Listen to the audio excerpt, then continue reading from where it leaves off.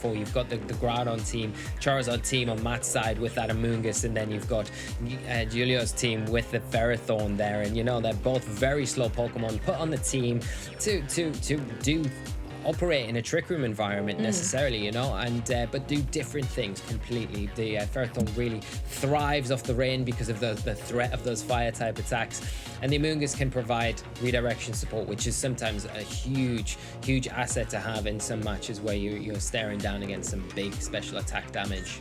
And just as kind of a general team building synergy amongst the 6 Pokemon, having those slower Pokemon on there, like the Amoonguss, like the Ferrothorn, they can be so disruptive if you're potentially coming up against a Trick Room matchup.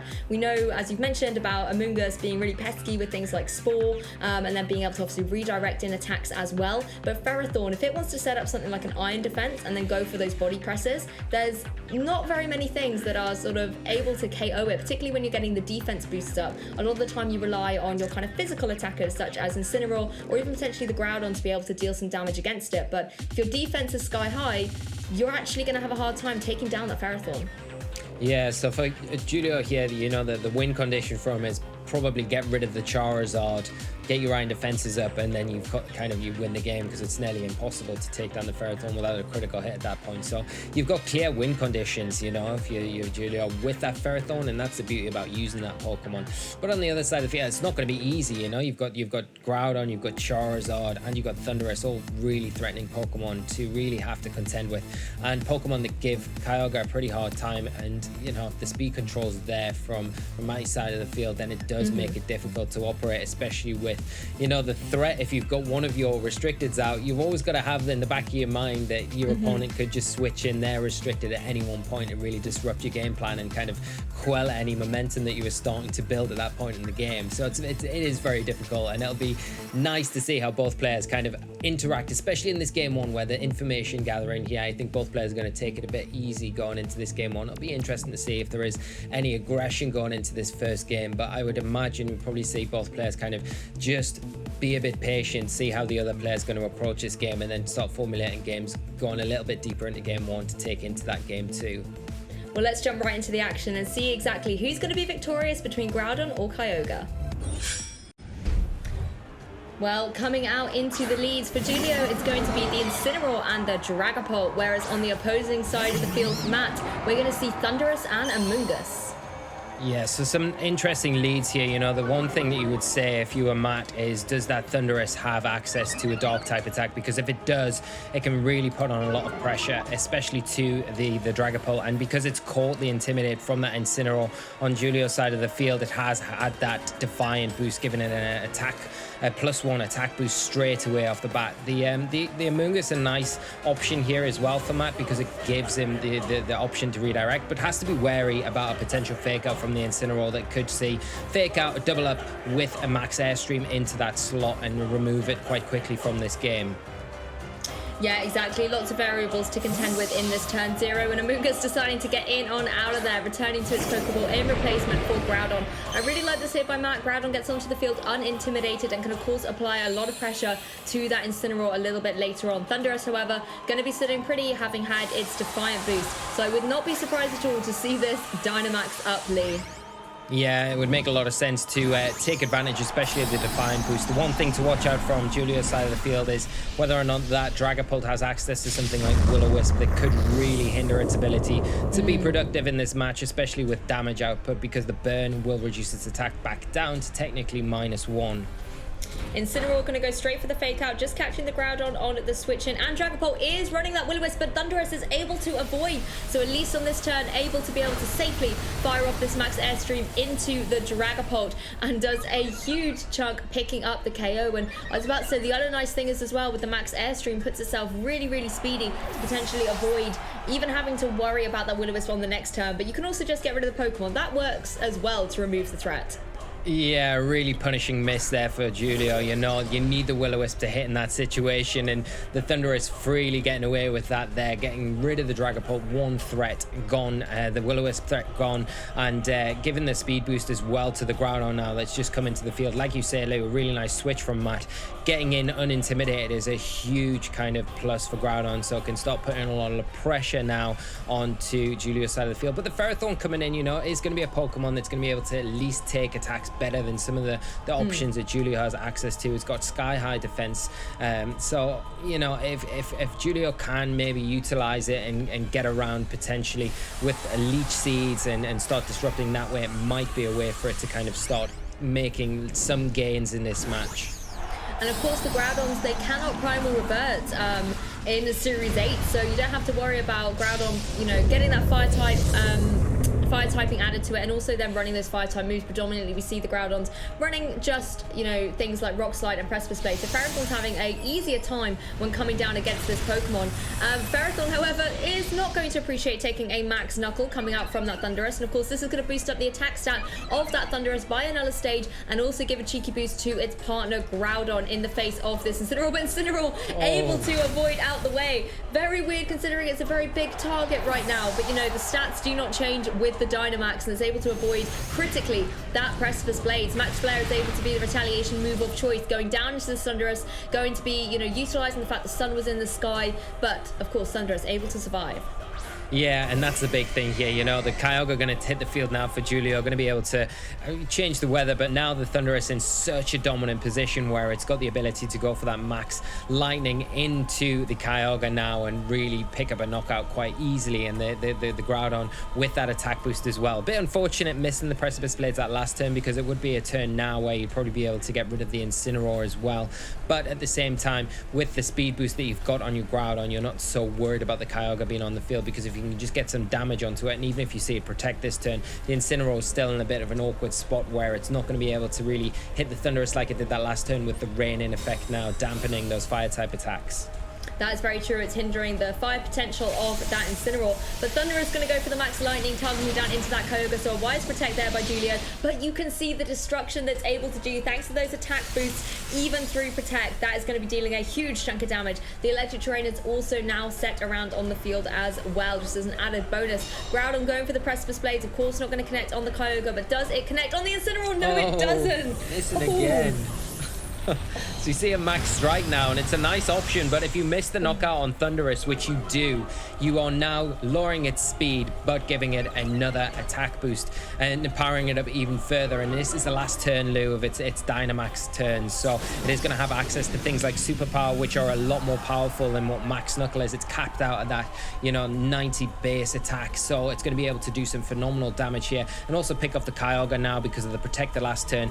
Giulio's kind of forced to go for almost a double protect and utilize the Incineroar to try and pick up the knockout now onto the Thundurus, and then try and maneuver around the Groudon, dodge some more Precipice Blades if you can, and try and close it out that way. But I mean, Matt has been very aggressive in the way he set up this match and really methodically planned it out very well, getting the Groudon on the field with those speed boosts, with that attack boost, and putting himself in a really dominant position going into the end of this kind of game one. Yeah, and I think Giulio being unable to play around the Defiant ability there of the Thundurus just means that Matt's being able to capitalize on it. Kyogre going for the Protect, but to no avail. Thundurus is going to be able to target it down with a Wild Charge and pick up a very solid KO. I don't think any of us were in any doubt that Kyogre would fall victim to Thundurus's attack there. It does, of course, take itself with a little bit of recoil damage, and Groudon still unable to connect onto this opposing Incineroar. Even when it's single target, even in Dynamax, the stats don't change. The roll is still the same there on that Groudon. So absolute heartbreak. And I mean, it's just so unfortunate here for Matt. We've also been able to have a sneak peek and team preview of the item on that Groudon being the wide lens as well. Yeah, I mean, the chances of it missing 3 times in a row are just really phenomenal in itself. You know, really unfortunate for Matt. He would have been able to close this match up at least a couple of turns ago, you know. But still in a very dominant position going into the end turns here. The Incineroar not really going to have the attack power to deal with the Groudon. It's such a defensive kind of unit of a Pokemon. So all he needs is that one Precipice Blades to hit, but we do see the forfeit, and Giulio taking a bow there with his Incineroar that was only left. But like you said, Lou, earlier on, I think the way that Matt utilized that Thundurus in that game, taking advantage of the Intimidate to activate the Defiant ability and get that +1 attack, was just what he needed to kind of kickstart that game. You've got to say, though, that Giulio was very unlucky with the Will-O-Wisp miss as well. maybe if he'd hit that, it would have turned out a little bit differently. It would have meant that the Dragapult probably stayed around on the field for at least another turn, but it wouldn't have been as clean cut. You can't say the Will-O-Wisp hitting would have been the turning point in the game, but it would have made things a lot more difficult for Matt for sure. And he got very fortunate dodging that the first turn after the Intimidate was kind of there, and really punished him for the rest of the game, unfortunately.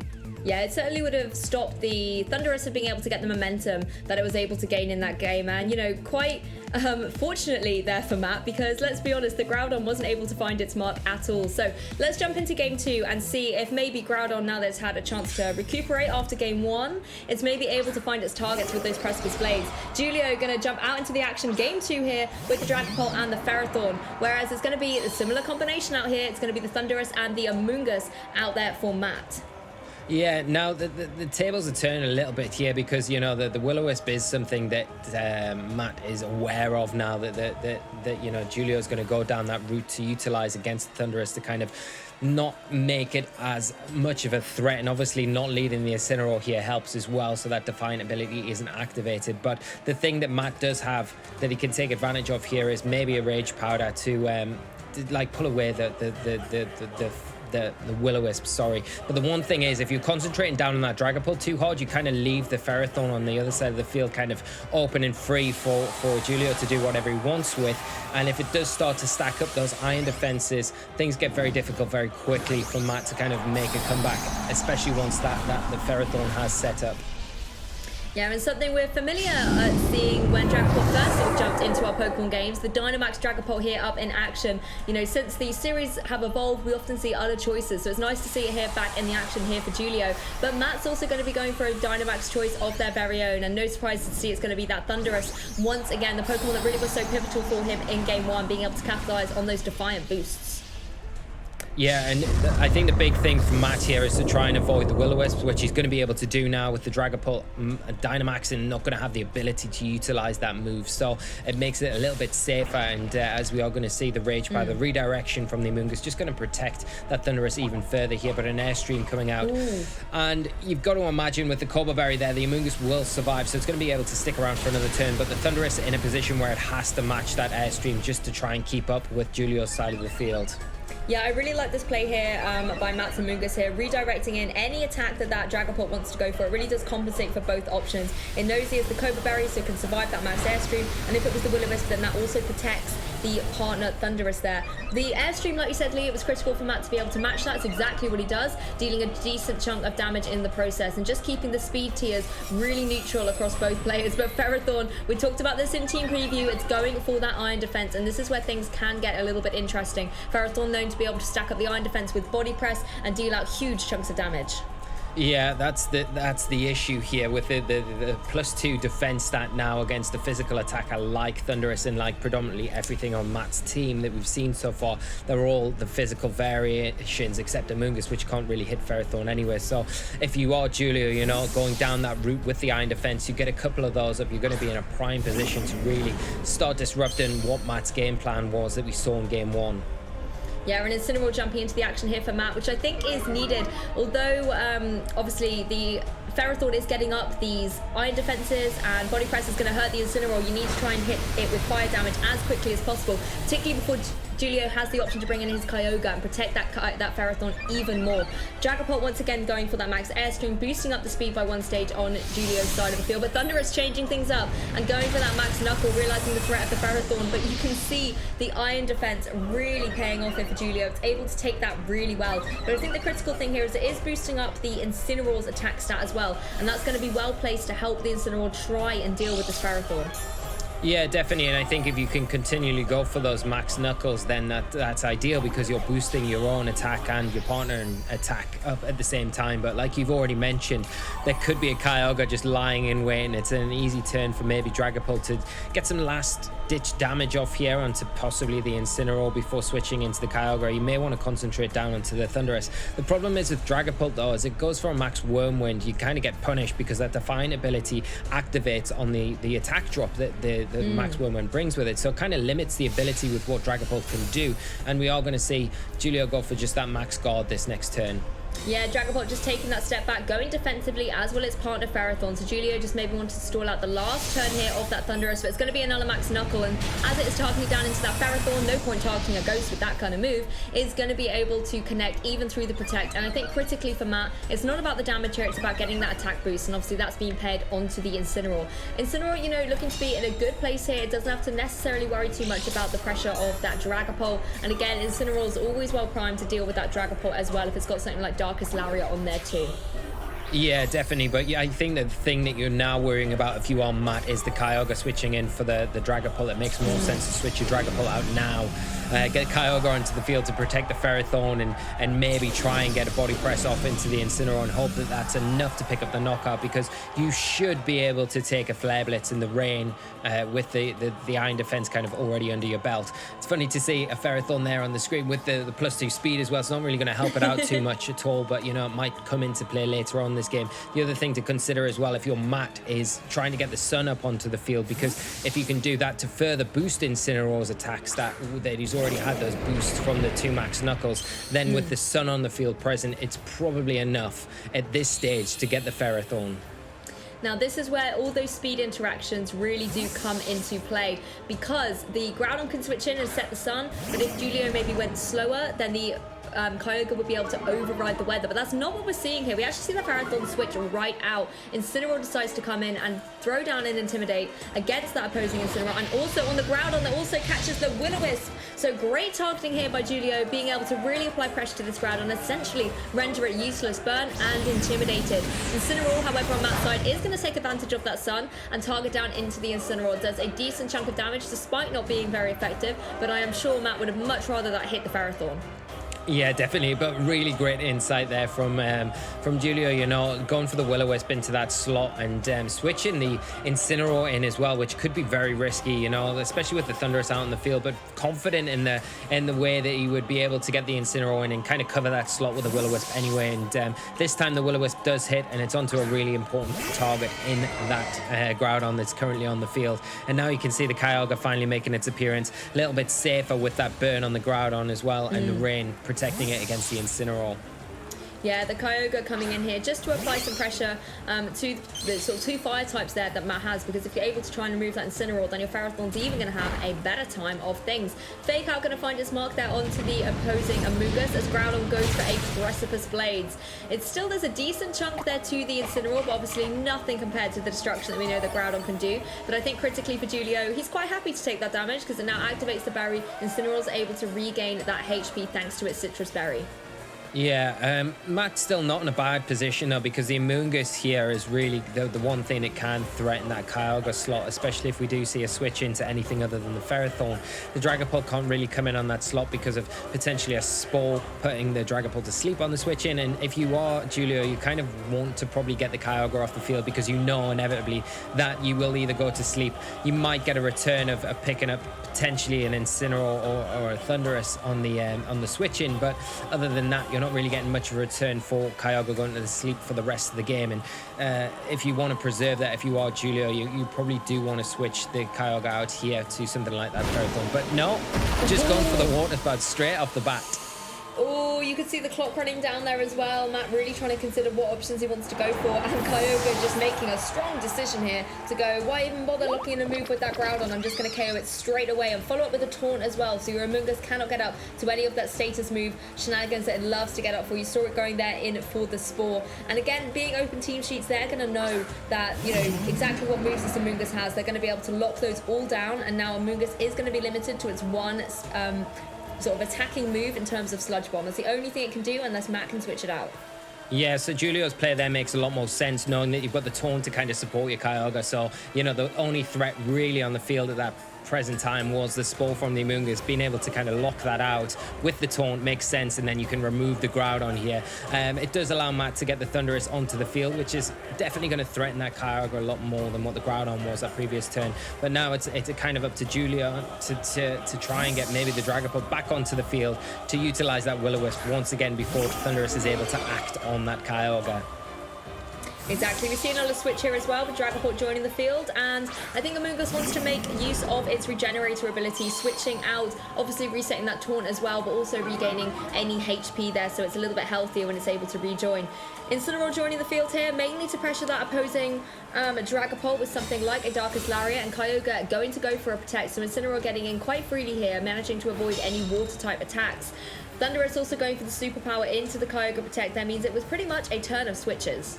Yeah, and you can see there that Matt may be predicting maybe a Ferrothorn switching for the Kyogre because of the threat of Wild Charge there. But the Dragapult now putting on a lot of pressure onto the Thundurus, and you can see Matt not wanting to toy around with the potential burn here, switching in the Amoonguss again for that Dragapult threat of the Will-O-Wisp. And I like this here, bringing out the Kyogre. It just means that you can reset... I'm sorry, you don't even have to reset the weather, but it just means that you're able to have it to switch in a little bit later to maybe take any fire-type moves from that opposing Incineroar. Incineroar is going to be taking a little bit of damage from the Iron Barbs, and it's enough for it to be able to munch on its berry, the Citrus Berry, regaining its HP a little bit there, as Dragapult does go for the Will-O-Wisp. So really great switch here, actually. Amoonguss going to be able to not worry too much about taking this burn, particularly if it is to save its partner Pokemon here. So again, a few switches, a few bits of kind of items being utilized here a little bit more, but I think these last couple of turns, this is where things are really going to up in terms of the aggressive nature of play. Yeah, and you can really see here how important the Dragapult is to kind of Julio's game plan in general, and losing it in that game one, how really bad that turned out for him. You know, you can see the utility of it in this game in particular, where it can come in, it can pressure the Thundurus and kind of stop it from being able to gain the momentum. And now with the rain up, with the Groudon gone, the Ferrothorn's in a great position to just start getting those iron defenses back up onto the field. And once you've got at least one of those, especially with the rain support, you're not really worrying too much about the Incineroars. But again, you've got to worry about potentially Thundurus coming back onto the field, and can you pivot your own Incineroar onto the field as well, because that's going to be the one thing that you're gonna look to really deal with the Amoonguss. But the Defiant ability on the Thundurus, whenever Matt brings it in, does kind of put you off being able to utilize that. Yeah, that's true. Thundurus really hoping to catch and intimidate, but instead it's going to catch a Leech Seed here, so it's going to have its health dwindled away by this opposing Ferrothorn. And, you know, Kyogre's in the back here for Julio, and actually when you're looking, Julio's got a pretty healthy band of Pokemon there, able to give him the flexibility to pivot around his Pokemon and see exactly what he needs to kind of shut down the strategy from Matt. Yeah, and I think one thing that you can do here is if you are Matt, you could potentially Rage Powder away the Phantom Force, or even go for a Spore into the Dragapult slot.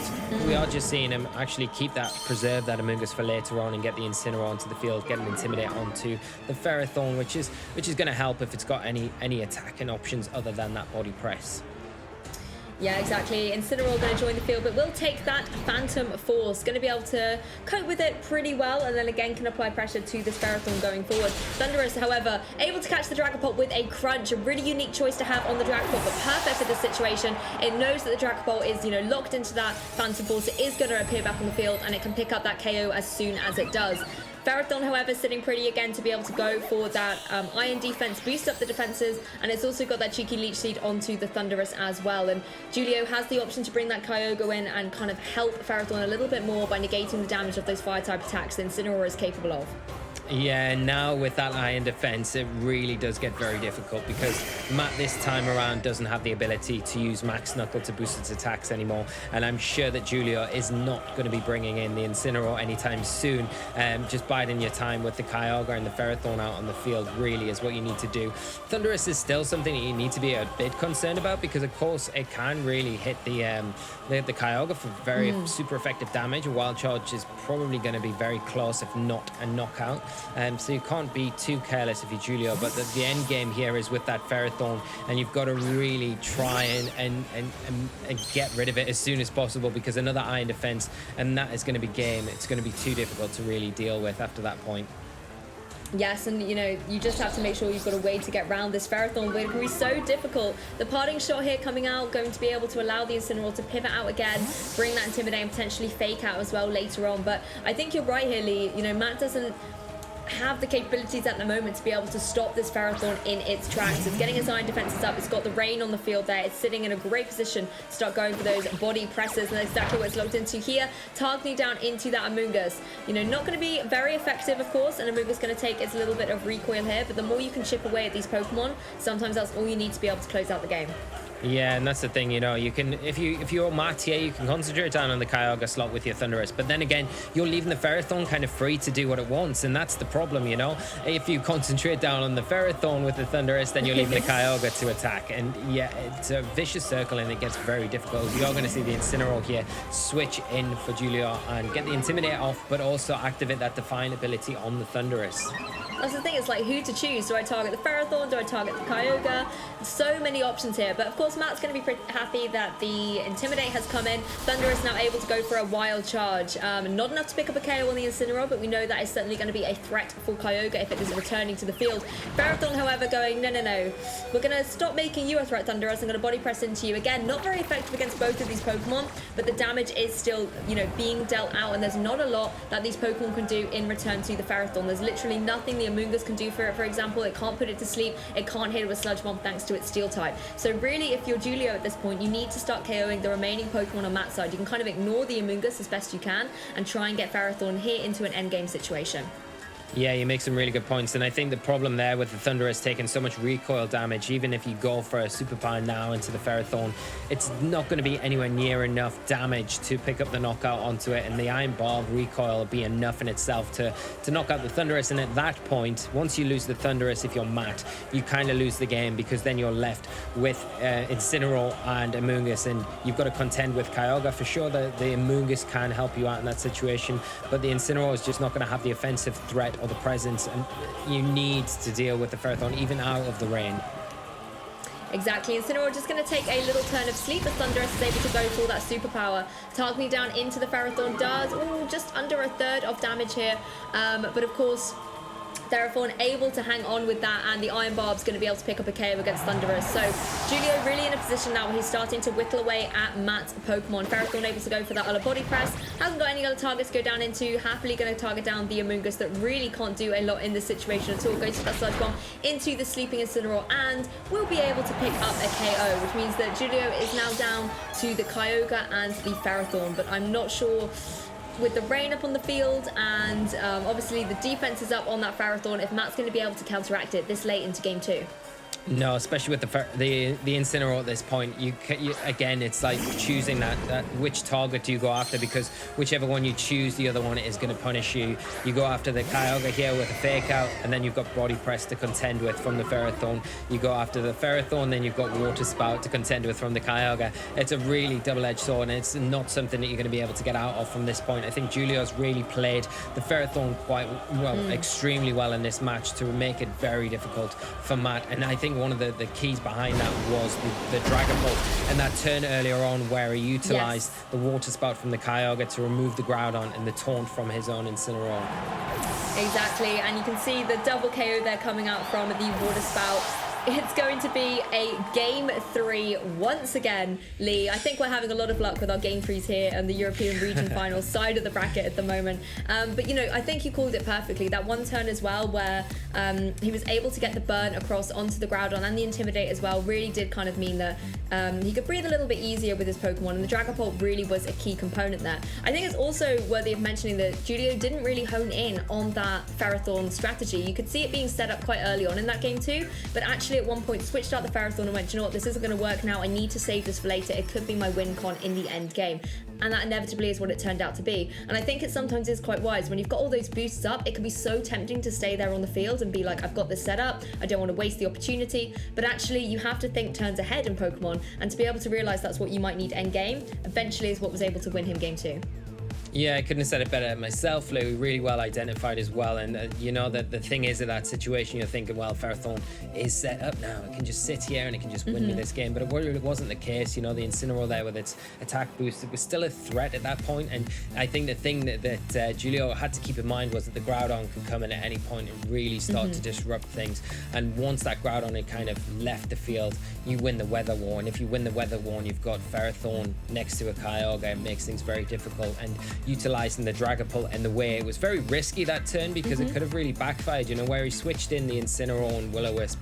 If the Thundurus had stayed in there, got the attack boost, and the Will-O-Wisp missed again, you know, things go downhill very quickly because the Thundurus starts to build that momentum very quickly and starts to punish everything on Giulio's side of the field. But thankfully it paid off for him, and you could see kind of the end game there kind of carved out, but very, very carefully played with the Ferrothorn. Not very, you know, he didn't want to just leave it out there. Very methodical in the way that he played it, and I couldn't have said it better myself. Lou, how you put that there?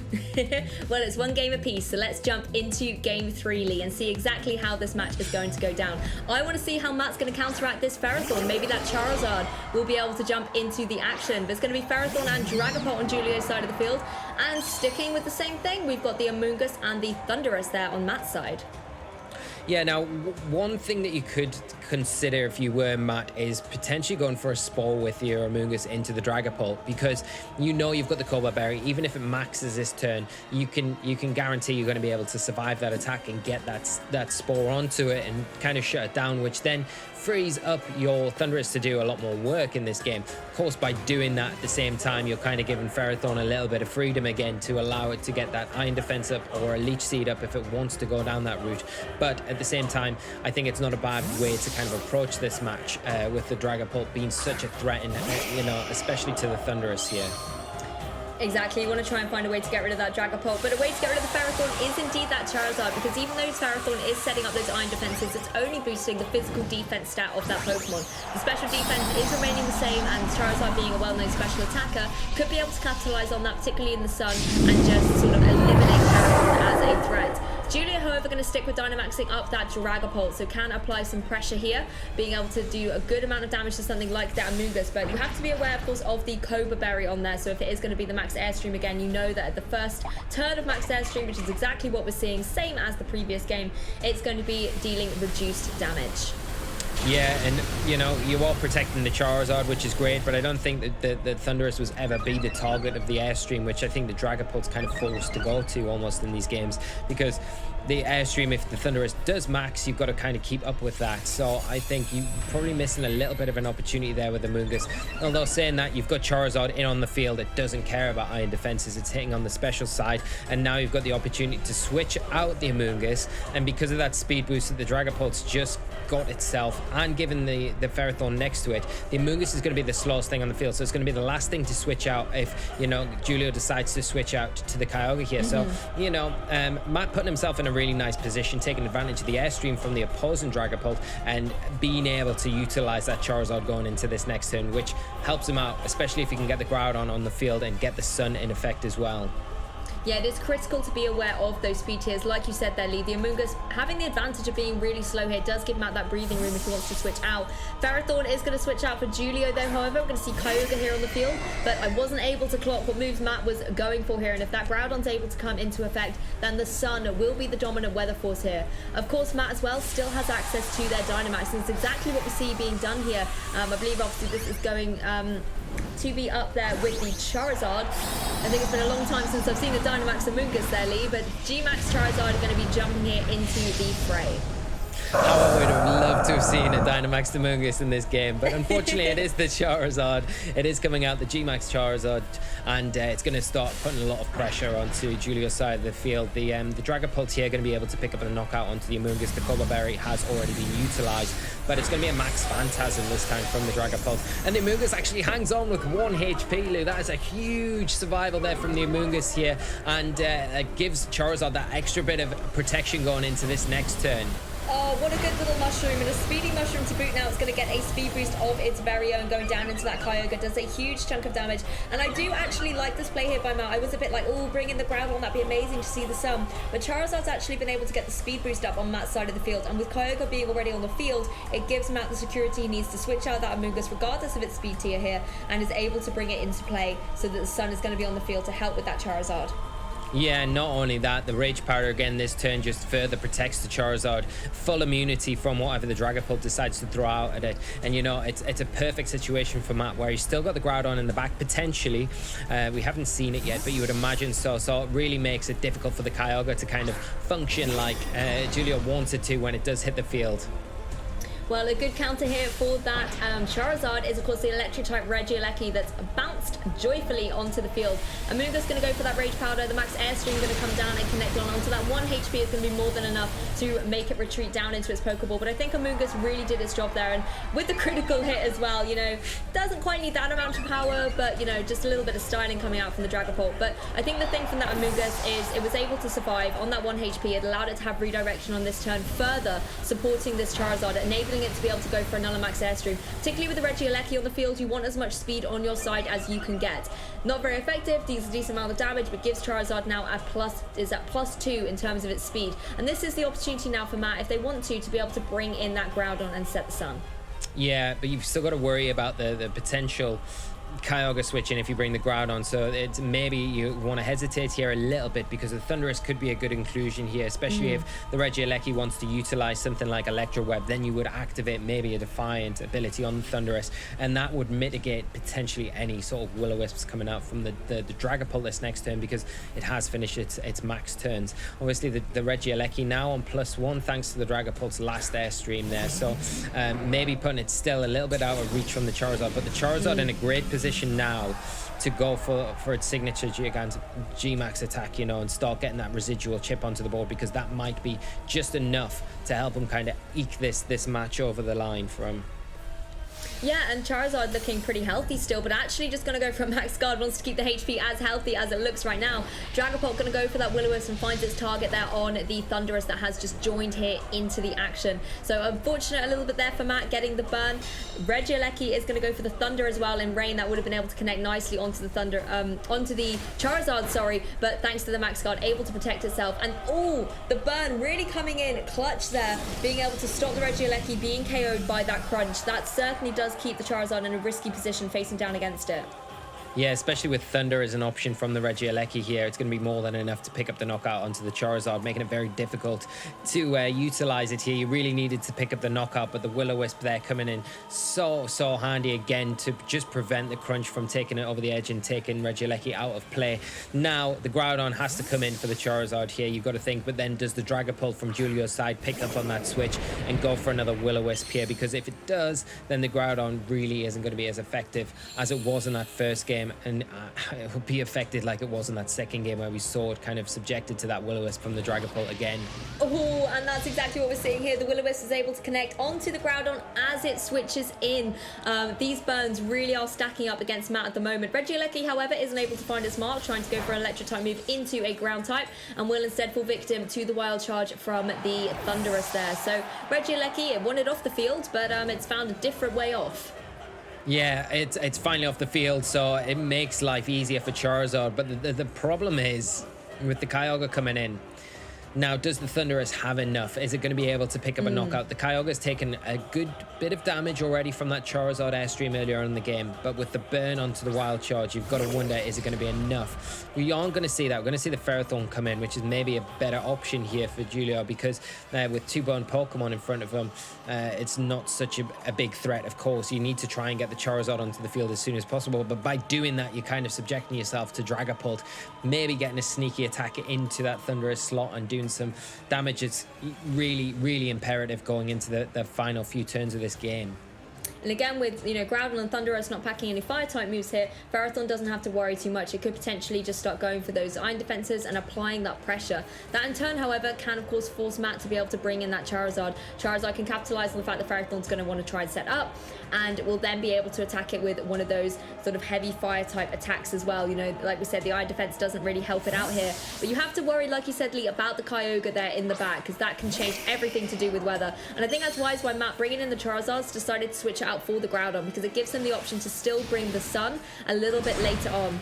Dragon Dart's, however, going to come out. The little Dreepies are going to get into the action and play as well in this Players' Cup match, doing a little bit of damage to both of the Charizard and the Thundurus. Crunch coming up the Thundurus, and you can really see the damage being reduced thanks to that burn. Leech Seed as well, going to add a little bit of insult to injury into that Thundurus, where its HP is now going to be dwindled away as it goes. And you can see the solar power on that Charizard as well, taking away some HP. And I think this is the issue you've got for Matt here, is all this residual damage that is starting to come into effect is going to start adding up.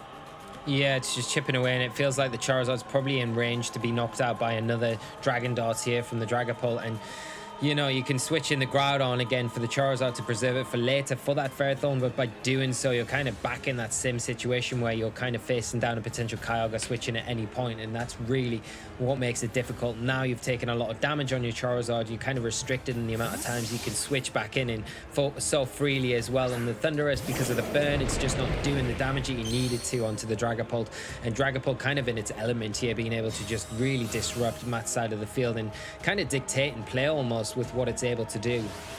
Well, Dragapult going for those Dragon Darts once again, going to be able to connect and do a little bit of damage to the Groudon, and critically onto that Thundurus to be able to pick up the KO, meaning Matt is going to be down to his last 2 remaining Pokemon. We're going to see the Charizard jump back into the fray, and that of course pins Matt down into an awkward corner because the sun will be up. Sure, Charizard will be happy right up until the Kyogre is able to switch on Julio's side and set the rain. Yeah, and the weather war has been won here. Julio's got the option now, like you say, to switch in that Kyogre at any point it wants to, overwrite the sun. The Groudon not really a threat because of the burn, and the Ferrothorn in a great spot. But also at the same time, the Dragapult, you might want to just protect Ferrothorn here, utilize Dragapult here to get rid of the Charizard for a turn, and then just seal things up with a Kyogre switch in to the Groudon after the Charizard has been taken care of. Dragapult going for that Phantom Force so it can dodge out of the way of this Heat Wave, but Heat Wave is able to find its mark on that Ferrothorn, and as you can see, it does a solid one-hit KO there, removes it straight away from the field. We didn't see Kyogre switching in at this point. The Dragapult was just here to dodge out of the way, and of course is going to be able to avoid those Precipice Blades. So Groudon, I think, is still struggling, even though it's a slightly different way here, Lee. It's able to not hit another Precipice Blades, unlike Game 1 where it just couldn't connect. Yeah, it's got the ghostly spirit of Dragapult to blame this time, disappearing off the field, slinking away off the field, dodging those Precipice Blades. But like we saw earlier in the game, you know, the Dragapult, even if it doesn't knock out the Charizard here, the Groudon's slower than the Kyogre, so the Kyogre going to make easy work, and you would imagine the Phantom Force going into that Charizard slot. And that's exactly what we see. Charizard is going to be able to be KO'd by that Dragapult, which leaves Groudon here to face down against the last 2 remaining Pokemon of Julio. But Kyogre is able to get in one step ahead with that powerful Water Spout, pick up the KO, and mean that Julio is able to win this match and remain in the tournament, taking Game 3 in this set. Yeah, what a phenomenal game. Really backwards and forwards then, especially after how Matt came out in Game 1 and kind of dominated. It really took the game to Julio. What a way for Julio to kind of adapt and come back. And you know, the thing is with Julio was in that Game 1, we identified that the Will-O-Wisp was so pivotal. After that, the Dragapult was able to land those Will-O-Wisps, and you saw how important it was. So it even puts more emphasis on how much of a miss that was in that Game 1. It allowed the Thundurus to kind of operate like it did. And then obviously with the inclusion of the Ferrothorn and not bringing the Incineroar anymore to activate those Intimidates, so just being a bit more careful with your Incineroar in the Game 2 and Game 3 made it a lot harder to function with Thundurus, especially after the burn kind of came into play there. Yeah, Dragapult was amazing in that game, and you know, you might want to try and throw credit Ferrothorn's way for being that kind of formidable force setting up, but the real hero for me was definitely that Dragapult. You know, the support with the Will-O-Wisp, just being able to shut down Thundurus and Groudon in that game as well, and you know, on 2 occasions in the set, catching the Groudon in the switch in, it just meant that you were guaranteed the Groudon was going to not be able to deal as much damage in that next turn when it was able to attack. And I just think it was phenomenal play there by Julio, but again, you know, commiserations to Matt, they played really well too. It'd be a shame that they're knocked out of the tournament. Yeah, real shame, because like you saw in that first game how dominant he was with the Thundurus. You know, it was incredible to see utilizing the Thundurus to its full potential, just really shutting down every single option. But it was just because he made quick work of the Dragapult, and like you said, Dragapult being one of those Pokemon that's been very good throughout different series in Sword and Shield, and it's not really had the best of starts in Series 8, but as the series has started to kind of progress along a little bit, you know, you see more players kind of relying on it a little bit more, and seeing a bit more usage of it. And you can see there why, because of how useful it is with tools like Will-O-Wisp to outspeed the majority of all these big physical threats in the format. It can avoid Fake Out because of its Ghost typing as well, and it's got the tools to kind of provide speed control support as well through Max Airstream, and then the Max Phantasm